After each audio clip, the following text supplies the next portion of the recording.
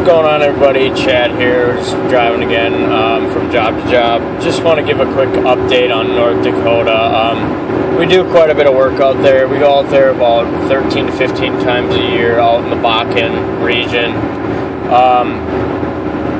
It's kind of interesting what's going on there. I haven't been out there personally this year yet, but I will be going out there soon.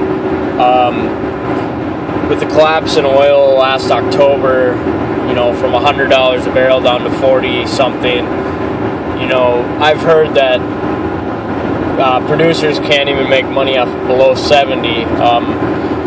And I've heard also, like Arthur Berman, he calculates that the price at $100 didn't even put any of those companies cash flow positive, so they may have just been doing busy work. Who knows? But in any event, there are some struggles going on out there. There's some bankruptcies starting to happen. I personally don't think the full effect is going to be felt till this middle of the summer, till the late fall.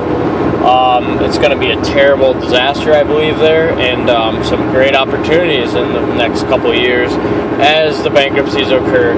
Just to give you an example, one thing that was just ridiculous there, that people are paying $3,000 a month for a teeny apartment, 5-year lease. These people are all going to break those leases, especially as prices start to go down and wages start to go down. Everything's going to become unaffordable out there until the next boom happens. And so I think there's going to be just sort of a shockwave in the system out there, especially because a lot of the investors are ghosts. They just pour money in from Wall Street or wherever, and a lot of, if you go out there, the majority of the license plates are just from every state you can think of. So a lot of these people are going to go back home and just pull out, and it's going to be a disaster for a little bit, I think.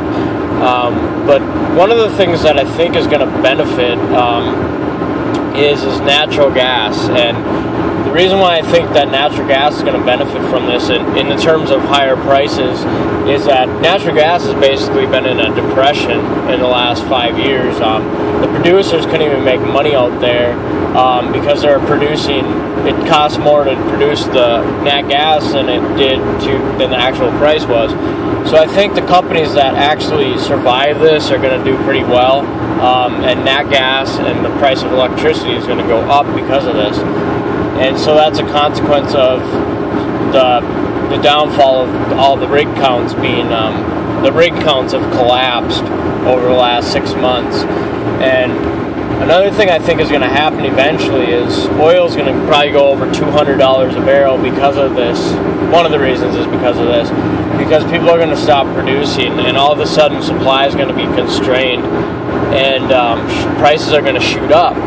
But the problem is they need to clear, 75. They need to clear $100. They need to clear the all-time high of $147 a barrel before we get to 200. And it may take a lot of time to do that. I'm not talking 5 years, but it may take a few years for this to clear out, and then prices just to go ballistic. So I think after this little blip in North Dakota, which may be a good old-fashioned bust, there may be some tremendous opportunities within the next year or two out there. So, I'm looking at it. I'm sure a lot of other people are looking at it, and just something to think about. Stay tuned.